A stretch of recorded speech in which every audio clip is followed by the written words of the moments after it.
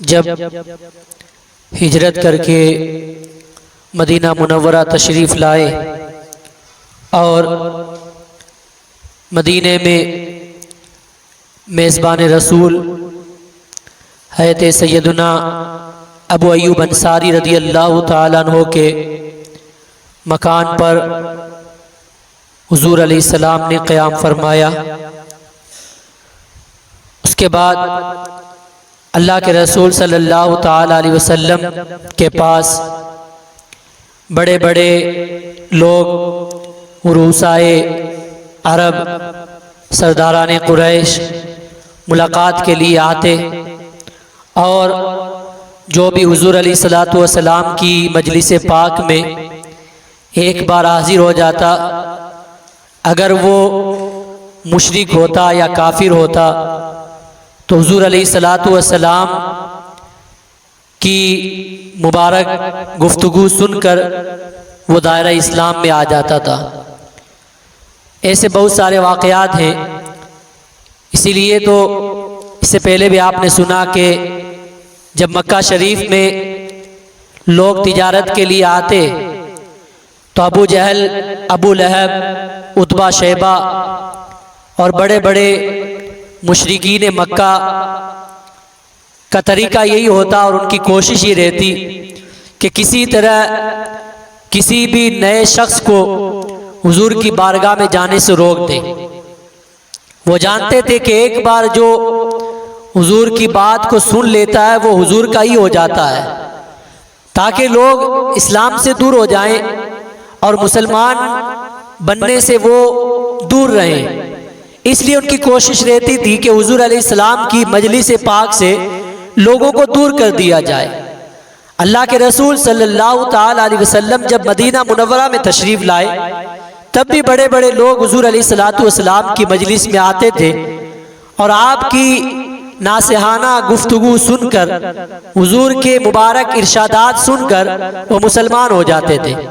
انہی بڑے لوگوں میں حضرت عبداللہ بن سلام رضی اللہ تعالیٰ عنہ، جو یہودیوں کے بہت بڑے عالم تھے، مدینہ میں یہودیوں کے سب سے بڑے عالم حضرت عبداللہ بن سلام تھے۔ خود ان کا اپنا بیان ہے، فرماتے ہیں جب حضور مکہ سے ہجرت فرما کے مدینہ تشریف لائے اور لوگ جوک در جوک حضور کی زیارت کے لیے چاروں طرف سے آنے لگے، میں بھی اسی وقت حضور کی خدمت میں حاضر ہوا اور جیسے ہی میری نظر جمال نبوت پر پڑی تو پہلی نظر میں میرے دل نے یہ فیصلہ کر لیا کہ یہ چہرہ کسی جھوٹے آدمی کا نہیں ہو سکتا۔ پہلی نظر میں میرے دل نے یہ فیصلہ کر دیا کہ یہ کوئی جھوٹا آدمی نہیں ہو سکتا، اور میں حضور کی مجلس میں بیٹھ گیا۔ تھوڑی دیر کے بعد حضور علیہ الصلوۃ والسلام نے واعظ میں ارشاد فرمایا، ایھا الناس افشوا السلام واطعموا الطعام وصلوا الارحام وصلوا باللیل والناس نیام۔ اے لوگوں، سلام کا چرچا کرو،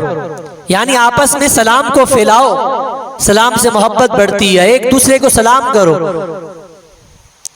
آپس میں ایک دوسرے کو کھانا کھلاؤ، رشتہ داروں کے ساتھ صلہ رحمی کرو، یعنی رشتوں کو جوڑو، رشتوں کو توڑو مت، اور راتوں کو جب لوگ سو رہے ہوں تو تم نماز پڑھو۔ یہ حضور علیہ الصلوۃ والسلام نے اس واعظ میں یہ ارشاد فرمایا کہ آپس میں سلام کا چرچا کرو، سلام کو پھیلاؤ، لوگوں کو کھانا کھلاؤ، رشتہ داروں کے ساتھ صلہ رحمی کرو، راتوں کو جب سارے لوگ سو جائیں تو تم جاگ کر اللہ کی بارگاہ میں نماز پڑھو۔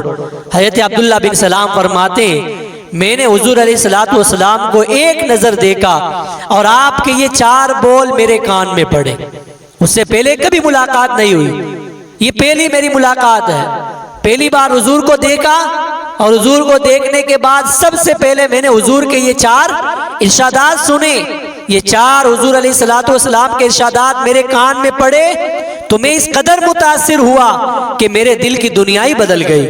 اور اسی وقت میں مشرف با اسلام ہو گیا اور کلمہ پڑھ کے میں مسلمان ہو گیا اسی وقت۔ یہ کس کا بیان ہے؟ یہ مدینہ طیبہ میں یہودیوں کے سب سے بڑے عالم حضرت عبداللہ بن سلام رضی اللہ تعالیٰ عنہ کا بیان ہے۔ حضرت عبداللہ بن سلام کا یوں ایک بار میں دامن اسلام میں آ جانا یہ اتنا اہم واقعہ تھا کہ اس واقعے کو سن کر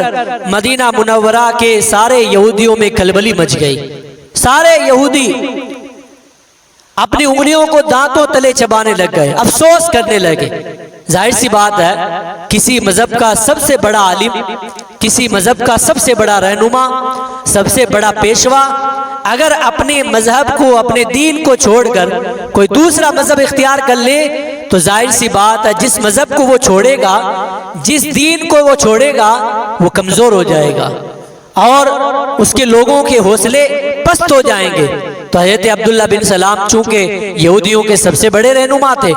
یہودیوں کے سب سے بڑے پیشوا تھے، ان کے امام تھے اور سب سے بڑے یہودیوں کے عالم تھے، سب سے بڑے عالم تھے. جب ان کا اس طرح اسلام میں آ جانا یہودیوں نے سنا تو پھر ان کے آپس میں، ان کے ایریے کے اندر، ان کے علاقوں کے اندر اور آپس میں ان کی سوسائٹی کے اندر ایک کھلبلی مچ گئی اور لوگ افسوس کرنے لگ گئے. ان کے یہاں تو نقصان ہوا،